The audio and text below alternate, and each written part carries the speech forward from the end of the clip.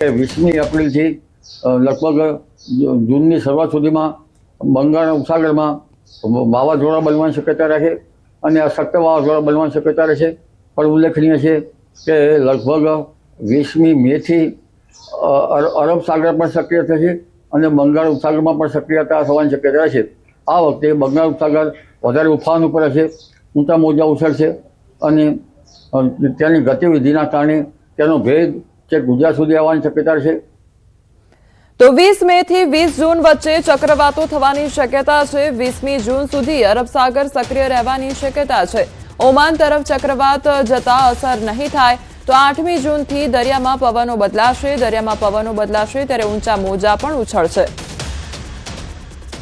20મી મે થી 20મી જૂન વચ્ચે અરબ સાગરમાં પણ ચક્રવાતો થવાની શક્યતા રહેશે। લગભગ આ ચક્રવાતની અસર જ્યારે ઓમાન તરફ જાય તો ગુજરાતમાં ઓછી થવાની શક્યતા રહેશે। 8મી જૂનથી દરિયામાં પવનો બદલાશે। તો માવઠું હજુ પણ ખેડૂતોને પરેશાન કરશે। હવામાન અંગે 3 નિષ્ણાંતોની 3 મોટી આગાહી સામે આવી છે। માર્ચ એન્ડિંગ તો ઠીક, એપ્રિલ પણ બગાડશે। હવામાન વિભાગની ગરમી અંગે આગાહી સામે આવી છે। રાજ્યમાં ધીમે ધીમે 3 થી 5 ડિગ્રી તાપમાન વધશે। તો અંબાલાલ પટેલની માવઠા અંગે આગાહી કરવામાં આવી છે। 25મી માર્ચે આવશે પશ્ચિમી વિક્ષેપ તેવું પણ અંબાલાલે કહ્યું છે। માર્ચ અંતથી એપ્રિલની શરૂઆત સુધી વિક્ષેપો જોવા મળશે। ગરમી ઘટી રહી છે તે યોગ્ય કહેવાય નહીં તેવું પણ અંબાલાલ દ્વારા કહેવામાં આવ્યું છે। એપ્રિલમાં ઉષ્ણ તાપમાન વધવું જરૂરી છે અને આગાહીકાર અથૈયા શેટ્ટીની ચિંતાજનક આગાહી પણ સામે આવી છે। 10 દિવસમાં 3 માવઠાની આશંકા વ્યક્ત કરવામાં આવી છે। 25 અને 26 માર્ચે થઈ શકે છે માવઠું તેવું અથૈયા શેટ્ટી દ્વારા જણાવવામાં આવ્યું છે। 30 અને 31 માર્ચે પણ માવઠું ત્રાટકી શકે છે। 2 અને 3 એપ્રિલે ફરી માવઠાની સંભાવના વ્યક્ત કરાઈ છે। 2 સપ્તાહમાં લગભગ 4 થી 5 દિવસ માવઠું પડી શકે છે। मैक्सिमम टेम्परेचर की बात करेंगे तो आने वाले 3 दिनों के लिए मैक्सिमम टेम्परेचर में 3 से 5 डिग्री की बढ़ोतरी का पूर्वानुमान है। उसके बाद मैक्सिमम टेम्परेचर नो लार्ज चेंज में रहेगा। और मिनिमम टेम्परेचर की बात करेंगे तो मिनिमम टेम्परेचर भी आने वाले 3 दिनों के लिए 2 से 3 डिग्री की बढ़ोतरी का पूर्वानुमान है। उसके बाद मिनिमम टेम्परेचर में नो लार्ज चेंज में रहने का पूर्वानुमान है। બીજો 25મી માર્ચ આસપાસ આવવાની શક્યતા રહેશે। ત્યારબાદ આ માર્ચના અંતથી એપ્રિલની શરૂઆતમાં આવવાની શક્યતા રહેશે। એપ્રિલ માસમાં પણ 25 વધારે આવવાની શક્યતા રહેશે। પણ હરકત એ છે કે હમણાં હવામાન ઠરી રહ્યું છે। લગભગ ઉષ્ણતામાનમાં ઘટાડો થયો છે જે માર્ચના અંતમાં 40-41 ડિગ્રી સેલ્સિયસ ઉષ્ણતામાન રહેવાની શક્યતા હતી। એપ્રિલમાં તો ઉષ્ણતામાન વધવું જ જોઈએ, ગંગા જમુનાના મેદાન તપવાનું જોઈએ। એટલે એક પછી એક 25 આવતા હજુ લગભગ 3 થી 4 25 આવવાની શક્યતા છે। તો હવામાન ઠરી જતું હોય છે જેની સીધી અસર મોસમ ઉપર થવાની શક્યતા રહેતી હોય છે। મોસમમાં કંઈક ઉષ્ણતામાન ઘટી રહ્યું છે એટલે गर्मी घटी रही है तो योग्य कहवाई नहीं। जो अगला राउंड होगा लगभग 25 तारीख को वो मेरे हिसाब से इतना बिल्कुल नुकसानदायक नहीं होगा जैसे अभी हुआ था।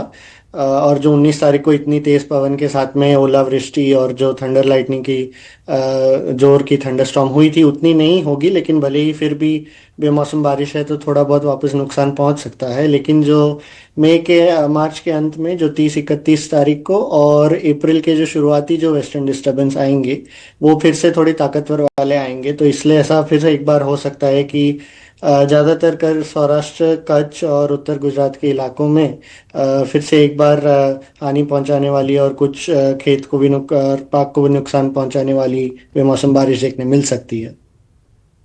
હવે અન્ય સમાચાર પર નજર કરીએ તો કચ્છના માંડવીના મસ્કામાં દીપડો દેખાયો અને ક્રાંતિ તીર્થ સ્મારક પાસે ધોળા દિવસે દીપડો જોવા મળ્યો છે। ધોળા દિવસે દીપડો દેખાતા લોકોમાં ફફડાટ ફેલાઈ ગયો છે। દીપડો સ્મારકમાં ફરતો જોવા મળ્યો હતો તો દીપડાના સીસીટીવી ફૂટેજ પણ સામે આવ્યા છે। આ વિસ્તારમાં સંભવત પહેલી વખત દીપડો જોવા મળ્યો છે।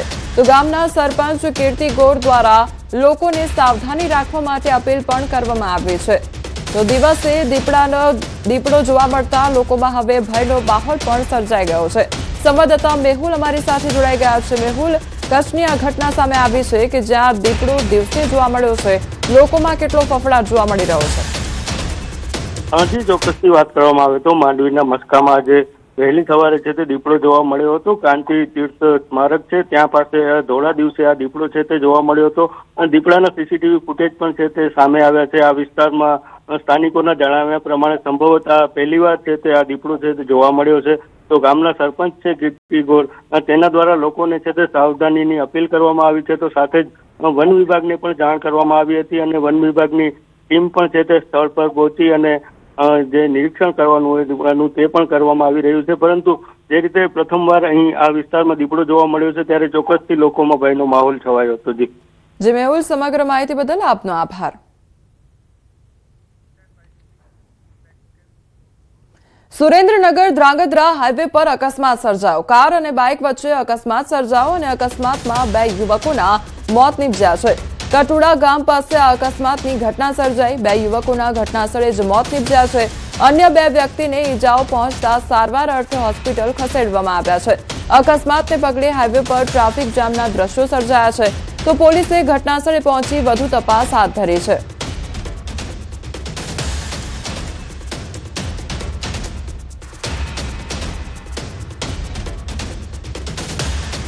આ તરફ અમદાવાદ મહેસાણા હાઈવે પર પણ અકસ્માતની ઘટના સામે આવી છે.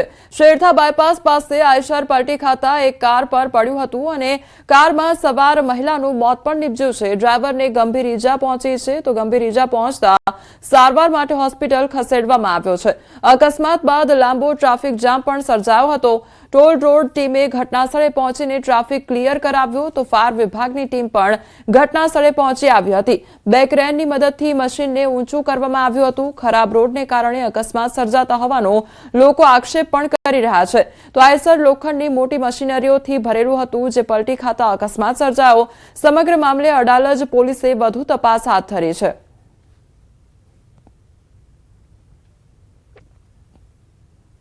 સુરતના ગોડાદરા વિસ્તારમાં એક્શન ફિલ્મ જેવા જ લાઈવ દ્રશ્યો સામે આવ્યા છે. માત્ર 1000 રૂપિયાની ઉઘરાણી માટે 3 બાઇક પર 9 લોકો આવ્યા હતા. છરી અને ચપ્પુ વડે એક શખ્સ પર જીવલેણ હુમલો કરવા પહોંચ્યા હતા. પરંતુ લોહિયાળ ખેલ ખેલાયા તે પહેલા જ પોલીસે ઘટનાસ્થળે પહોંચી આરોપીઓને ઝડપી પાડ્યા છે. ફરિયાદી સચિન ચૌધરીએ રૂપિયા ઉછીના લીધા હતા. ઉઘરાણી કરતા ફરિયાદીએ તે સમયે રૂપિયા આપવાની અસમર્થતા દર્શાવતા મામલો બીચક્યો હતો.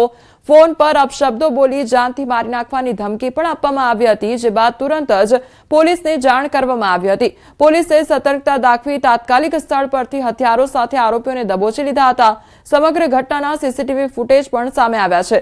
તમામ આરોપી મૂળ યુપી અને બિહારના રહેવાસીઓ હોવાનું સામે આવ્યું છે. તો સુરતમાં કલરકામ તથા હીરા મજૂરી કામ પણ કરતા હોય છે.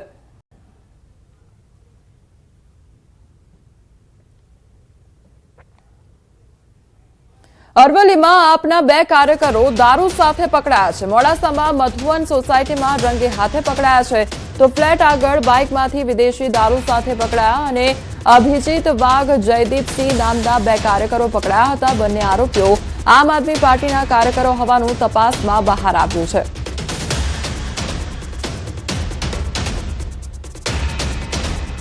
સુરતની નવી સિવિલમાં 2 નશેડીઓએ મચાવ્યો છે હંગામો. નવી સિવિલના પોસ્ટમોર્ટમ રૂમ પાસે 2 નશેડીઓનો આતંક સામે આવ્યો છે.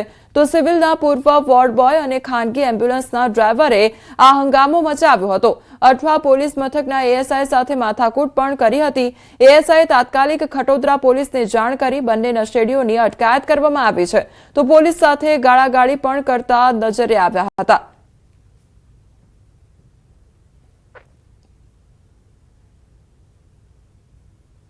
અમદાવાદના કાંકરિયામાં ક્લિનિકમાં તસ્કરોનો તરખાટ જોવા મળ્યો છે. ક્લિનિકમાંથી ચાંદીની મૂર્તિ તેમજ 3000 રોકડ અને ઘડિયાળની ચોરી કરવામાં આવી હતી અને બારીનું લોક તોડી ચોરે ક્લિનિકમાં પ્રવેશ કર્યો હતો. સીસીટીવીમાં કેદ થયા છે તસ્કરો.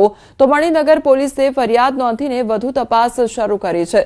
તો તસ્કરો સીસીટીવી કેમેરામાં કેદ થયા છે. જે બારીનું તાળું હતું તે તોડીને તે લોકો અંદર પ્રવેશ્યા હતા અને ત્યારબાદ ચોરીને અંજામ આપવામાં આવ્યો હતો. તો અમદાવાદનો આ મામલો સામે આવ્યો છે કે જ્યાં કાંકરિયા ક્લિનિક આવેલું હતું તેમાં ચોરીને અંજામ આપવામાં આવ્યો હતો। જે બારી પર લાગેલું લોક હતું તે તોડી દેવામાં આવ્યું હતું અને ત્યાંથી આ જે તસ્કરો છે તે પ્રવેશ્યા હતા અને ત્યારબાદ ચોરીને અંજામ આપવામાં આવ્યો હતો। તો ચાંદીની મૂર્તિ તેમજ 3000 રોકડ અને ઘડિયાળની ચોરી કરવામાં આવી હતી। ખેડાના સુપ્રસિદ્ધ યાત્રાધામ ડાકોરમાં પણ કોમર્શિયલ ગેસ સિલિન્ડરની અછતની અસર જોવા મળી રહી છે। મંદિર ટ્રસ્ટ દ્વારા ભક્તોને આપવામાં આવતી નિઃશુલ્ક ભોજન પ્રસાદી તાત્કાલિક અસરથી બંધ કરી દેવામાં આવી છે। કોમર્શિયલ ગેસ સિલિન્ડરની અછતના કારણે આ નિર્ણય લેવાયો હોવાનું મંદિર ટ્રસ્ટ દ્વારા જણાવાયું છે। ટેમ્પલ કમિટીના મેનેજરના જણાવ્યા મુજબ શનિવાર અને રવિવારે અહીં 2000થી વધુ ભક્તો પ્રસાદી લેતા હતા, જ્યારે અન્ય દિવસોમાં આશરે 1000 જેટલા ભક્તો આ સુવિધાનો લાભ લેતા હતા।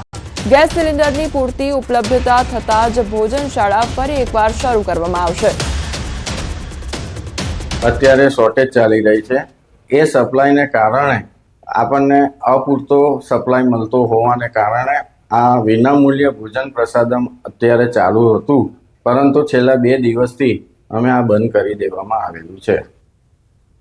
અમદાવાદની સિવિલ હોસ્પિટલમાં લીકર પરમિટના પૈસા ચાવ કરવાની ચોંકાવનારી ઘટના બની છે। કેશિયર સહિતના કેટલાક કર્મચારીઓ દ્વારા મોટું કૌભાંડ કરવામાં આવ્યું હતું, જે મામલે કેશિયર સહિતના કર્મચારીઓ વિરુદ્ધ સગેવગે કર્યા હોવાની ગંભીર ફરિયાદ નોંધાઈ છે। આરોગ્ય મંત્રીએ તાત્કાલિક કડક પગલાં લેવા સૂચના આપતા તંત્ર હરકતમાં આવ્યું છે। આ સૂચના બાદ કોન્ટ્રાક્ટ આધારિત 3 કર્મચારીઓને સસ્પેન્ડ કરવામાં આવ્યા છે, જ્યારે એક સરકારી કર્મચારી સામે શિક્ષાત્મક પગલાં લેવા માટે પ્રક્રિયા શરૂ કરવામાં આવી છે।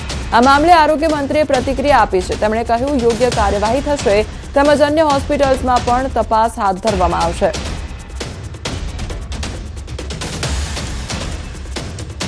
એ બાબત જાણ થતાં તુરંત જ પોલીસમાં એફઆઈઆર કરવામાં આવી છે, એમને બરતરફ કરી દેવામાં આવ્યા છે। સરકારી ક્લાર્ક છે એમને કાલે મેં સૂચના આપી હતી, તપાસ કરીને એને સસ્પેન્ડ કરવા માટેની સૂચના આપેલી હતી। સજાના ભાગરૂપે એફઆઈઆર થઈ ચૂકી છે અને હજી એને કેટલા લીધા છે, શું છે, પોલીસ તપાસમાં બહાર આવશે ત્યારે ચોક્કસ પ્રકારે એની પાસેથી આ ખર્ચ વસૂલી લેવામાં આવશે। બધી જગ્યા પર આ જ પદ્ધતિથી લેવાય છે અને એમની તપાસ થશે।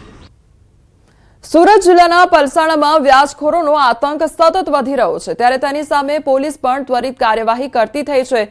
પીડિતના પિતાને સતત ધમકીઓ આપવામાં આવતા માનસિક તણાવના કારણે હાર્ટ એટેક આવ્યો અને તેઓ લકવાગ્રસ્ત બન્યા। જે બાદ ઘટનાની ગંભીરતાને ધ્યાનમાં લઈને પોલીસે પણ ગણતરીના કલાકોમાં 2 વ્યાજખોરોને ઝડપી પાડ્યા છે। આ વ્યાજખોરો લાયસન્સ વિના ગેરકાયદેસર રીતે ઊંચા વ્યાજે નાણાં આપીને ધમકી આપતા હતા। જે બાદ પોલીસે આરોપીઓ વિરુદ્ધ ગુજરાત મની લોન્ડરિંગ અધિનિયમ તથા ભારતીય ન્યાય સંહિતાની વિવિધ કલમો હેઠળ ગુનો દાખલ કરી આગળની કાયદેસરની કાર્યવાહી હાથ ધરી છે। હાલમાં સમગ્ર રાજ્યમાં ઇલીગલ મની લેન્ડિંગ એક્ટિવિટી વિરુદ્ધ સ્પેશિયલ ડ્રાઈવ ચાલુ હોય, જે ડ્રાઈવ અનુસંધાને ફરિયાદી જે છે પરાગભાઈ ચેતનભાઈ જાની રાજસ્થાનમાં રહે છે, તેઓને વિક્રમ ભરવાડ અને રાહુલ ભરવાડે વગર લાયસન્સે જે ઊંચા વ્યાજે પૈસા આપેલ તે બાબતે ગુનો દાખલ કરવામાં આવેલ છે। 2,40,000 હવે અમારે ખાલી આપવાના બાકી છે અને એના માટે એ લોકો ફોન કર્યા કરે છે, વારંવાર ફોન કરે છે, ટોર્ચર કરી। મારો છોકરો એકલો નોકરીએ જાય એટલે મને સારું ટેન્શન આવે। મુખ્યમંત્રી ભૂપેન્દ્ર પટેલ વલસાડની મુલાકાતે પહોંચ્યા, જ્યાં તેમણે વલસાડમાં નિર્મિત ઔદ્યોગ ભવનના લોકાર્પણ પ્રસંગમાં હાજરી આપી છે। ત્યારે ત્યાં સંત હરિદાસજી મહારાજ તેમજ સીએમના હસ્તે ઔદ્યોગ ભવનનું લોકાર્પણ કરવામાં આવ્યું છે। આ પ્રસંગે નાણામંત્રી કનુ દેસાઈ તેમજ આદિજાતિ મંત્રી નરેશ પટેલ પણ ઉપસ્થિત રહ્યા, તેમજ મોટી સંખ્યામાં ભાનુશાલી સમાજના અગ્રણીઓ અને સમાજના બંધુઓ પણ હાજર રહ્યા છે। આ શતાબ્દી મહોત્સવ અંતર્ગત ભગવાન બાલરામ મહારાજની પાદુકાનું પૂજન કરવામાં આવ્યું હતું। સાથે જ આ સમારંભમાં હેલિકોપ્ટર દ્વારા પુષ્પ વર્ષા પણ કરવામાં આવી। તો સીએમએ ભાનુશાલી સમાજ દ્વારા થઈ રહેલા સેવાકીય કાર્યોને બિરદાવ્યા। ઔદ્યોગ ભવનનું પણ આજે લોકાર્પણ થયું છે। આપણે ત્યાં ગુપ્ત દાનનું આગવું મહત્વ છે। દાન એવું હોવું જોઈએ કે એક હાથે દાન આપીએ તો બીજા હાથને ખબર ન પડે। આપણી આ પ્રાચીન દાન પરંપરાને ભાનુશાળી સમાજે સાર્થક કરી છે। આટલા મોટા હોલના નિર્માણમાં કરોડો રૂપિયાનું દાન આવ્યું હશે, પરંતુ એક પણ દાતાની તકતી કોઈ જગ્યાએ લગાવી નથી. શ્રી કચ્છી ભાનુશાળી ભવનના ઉદ્ધવ ભવનના લોકાર્પણ અને ભાગવત કથાના આયોજન પ્રસંગે સમગ્ર ભાનુશાળી સમાજને અભિનંદન આપું છું. અને એમની ખુમાણી અને દેશભક્તિ અને દેશ પ્રેમના લીધે એમણે સમગ્ર ભારતમાં નહીં પણ વિશ્વમાં એક ઊંચું સ્થાન પ્રાપ્ત કર્યું છે. ત્યારે વલસાડમાં એમનું આ ભવન અનેક સાંસ્કૃતિક કાર્યક્રમો અને દેશભક્તિ માટે ઘણું ઉપયોગી રહેશે એવી શુભેચ્છા આપું છું. પીએમ નરેન્દ્ર મોદીનો સૌથી લાંબા સમય સુધી અને સરકારના વડા ગૃહમંત્રી અમિત શાહે આપી છે શુભકામના. ત્યારે રક્ષામંત્રી રાજનાથસિંહે આપી છે શુભેચ્છા. તેમણે ટાંક્યું કે ગુજરાતના મુખ્યમંત્રી તરીકેની તેમની અતૂટ પ્રતિબદ્ધતાથી લઈને પ્રધાનમંત્રી તરીકેના તેમના સમર્પિત નેતૃત્વ સુધી તેમનું જીવન સેવાની સતત યાત્રા રહ્યું છે. ત્યારે પીએમ મોદીએ સિક્કિમના ભૂતપૂર્વ મુખ્યમંત્રી પવનકુમાર ચામલિંગના 8,930 દિવસના રેકોર્ડને વટાવીને એક ઐતિહાસિક સીમાચિહ્ન હાંસલ કર્યું છે. સરકારના વડા તરીકે જાહેર કાર્યાલયમાં 8,931 દિવસ સાથે આ ક્ષણ રાષ્ટ્ર પ્રથમ શાસન કાર્યમાં પ્રામાણિકતા અને દરેક નાગરિક માટે અથાગ સેવા પ્રત્યેની તેમની ઊંડી પ્રતિબદ્ધતા દર્શાવે છે.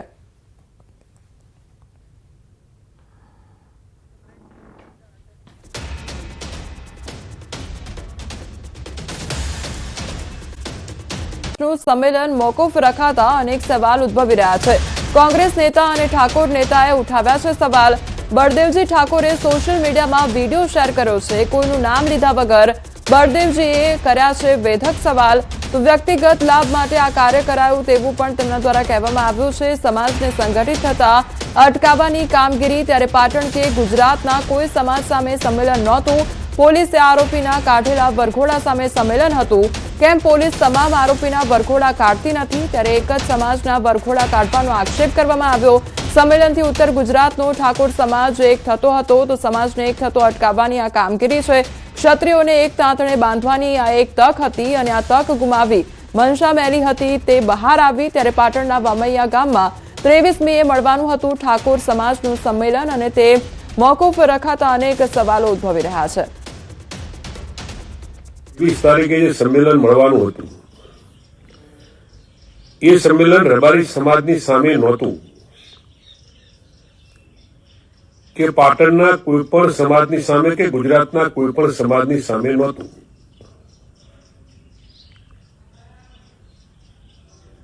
આ સંમેલન જે પોલીસ દ્વારા વરઘોડો કાઢી અને જે નીચ કૃત્ય કર્યું હતું એની સામેનું આ સંમેલન હતું.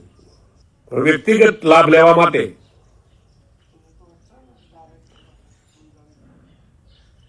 સમાજને સંગઠિત થતો અટકાવવા માટે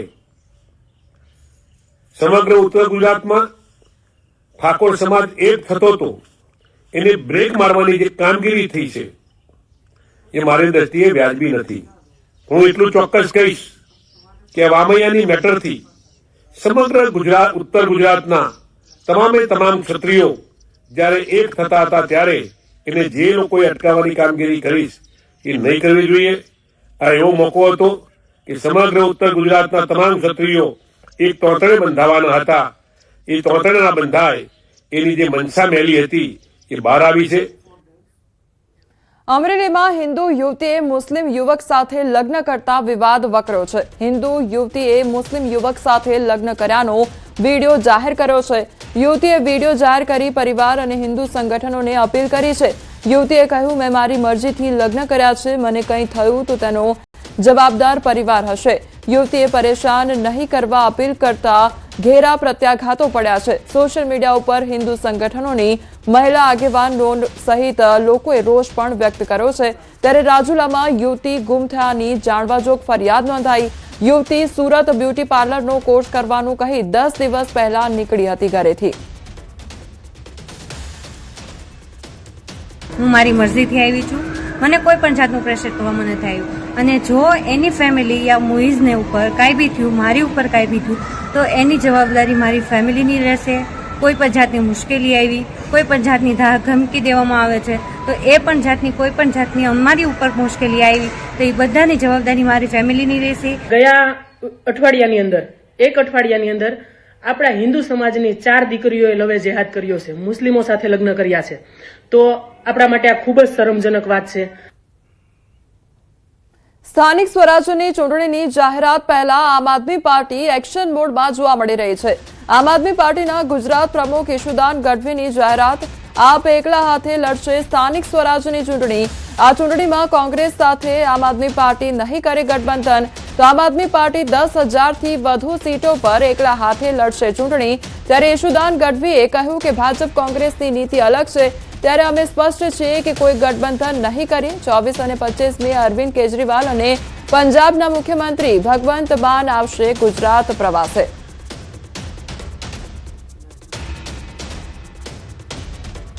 આમ આદમી પાર્ટી આ સ્થાનિક સ્વરાજ્યની ચૂંટણીમાં કોઈ ગઠબંધન કરવા નથી જઈ રહી. આમ આદમી પાર્ટી પોતે આમ લોકોના બળ ઉપર ચૂંટણી લડી રહી છે. તો સ્થાનિક સ્વરાજની ચૂંટણીની જાહેરાત થાય તે પહેલા આમ આદમી પાર્ટી દ્વારા જાહેરાત કરવામાં આવી છે કે આમ આદમી પાર્ટી દ્વારા કોઈપણ પ્રકારનું ગઠબંધન કરવામાં નહીં આવે. આમ આદમી પાર્ટી સ્વતંત્ર રીતે ચૂંટણી લડશે તે પ્રકારની વાત કરવામાં આવી છે. તો ઈશુદાન ગઢવી દ્વારા આ અંગેની જાહેરાત કરવામાં આવી છે. આમ આદમી પાર્ટી સ્થાનિક સ્વરાજની ચૂંટણી પહેલા એક્શન મોડમાં જોવા મળી રહી છે.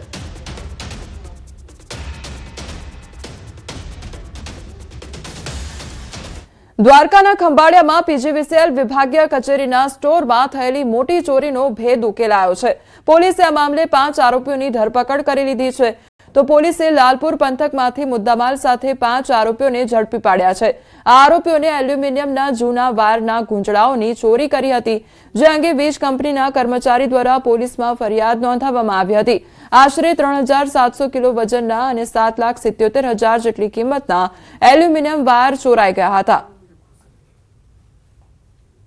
આ તપાસ દરમિયાન અમને એવી બાતમી મળી હતી કે જે એલ્યુમિનિયમના જે વાયરો છે તેમને ખંભાળિયાથી લઈ જઈ લાલપુર ખાતે ભંગારના કોઈ ડેલામાં સંતાડવામાં આવ્યા હતા, જેથી અમારી ટીમ ત્યાં આગળ પહોંચી હતી. આરોપીઓની એમો ગુનાહિત ઇતિહાસ ધરાવે છે એવું અમને હાલ પ્રાથમિક તબક્કે જણાઈ આવ્યું છે. હજુ આમાં બીજા આરોપીઓ છે કે કેમ તે અંગેની પણ ઊંડાણપૂર્વક તપાસ અમે કરી રહ્યા છીએ. રાજકોટ જિલ્લાના મોટી મારડ ગામમાં વિકાસના કામમાં વિવાદ સામે આવ્યો છે. સ્થાનિકો આક્ષેપ કરી રહ્યા છે કે મોટી મારડ જવાના માર્ગે બનાવવામાં આવેલા નવા કોઝવેમાં મોટા પાયે ભ્રષ્ટાચાર થયો છે. સ્થાનિકોનો આક્ષેપ છે કે કામમાં તદ્દન હલકી કક્ષાનું મટીરીયલ વપરાતું હોય છે. રસ્તા પર તિરાડો પડી ગઈ છે અને હાથથી ઉખેડીએ તો પણ કપચી અને માલ ઉખડી જાય છે. તો ખેડૂતોએ આશંકા વ્યક્ત કરી છે કે આગામી ચોમાસામાં આ પુલ ટકી શકશે નહીં. આ જે જિલ્લા પંચાયતની ગ્રાન્ટ છે એ 10 લાખની ગ્રાન્ટ હતી. એમાં અત્યારે ક્રોઝવે ઉપર તમે જોવો તો તિરાડો પડી ગઈ છે અને આમાં હાથેથી આમ અડો તા ઉખડી જાય છે. તો આમાં મોટા પાયે ભ્રષ્ટાચાર થયો છે. જે કોઈ લાગતા વખતા અધિકારીઓ આમાં સામેલ હોય એની ઉપર કાયદેસરની તપાસ કરી અને પગલાં લે. જે આક્ષેપો કરી રહ્યા છે તદ્દન પાયાવિહોણા છે, કેમ કે પુલમાં કોઈ ભ્રષ્ટાચાર થયેલ નથી. એ પુલ જયારે એમનો વર્ક ઓર્ડર નહોતો આવ્યો ત્યારે જે ચોમાસાની ઋતુ હતી, ચોમાસાનો માહોલ હતો, ત્યારે મેં મારા ખુદના સ્વ ખર્ચે 50,000 ને ખર્ચ કરી અને પુલને મેં ટકાવી રાખ્યું હતું. ત્યાર પછી વર્ક ઓર્ડર આવેલો હતો. તો આજે પુલને થોડું ઘણું નુકસાન થયેલું છે. એનો એક જ મીનિંગ છે કે જે અમારે ત્યાં સોલાર નખાય છે બાજુમાં, એ સોલારની આખી જે થાંભલાની ગાડી હોય, હેવી વાહન એની ઉપર હાલવા